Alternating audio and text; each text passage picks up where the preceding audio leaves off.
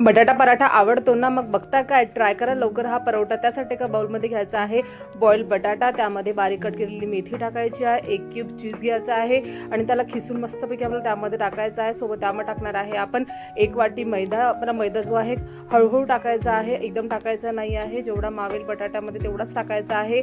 Chilli flakes आणि चवीनुसार मीठ घालून आपल्याला सर्व इन्ग्रेडियंट्स हाताने चोळून मिक्स करायचे आहे आणि पाणी न टाकता एक गोळा आपल्याला तयार करून घ्यायचा आहे। 10 मिनिटं रेस्टला ठेवून 10 मिनिटांनंतर आपल्याला हाताला तेल लावायचं आहे। हा जो तयार झालेला गोळा आहे तो व्यवस्थित चुरून घ्यायचा आहे। एक छोटा गोळा घेऊन पोपाटाला तेल लावून पातळ असा परोठा लाटून घ्यायचा आहे।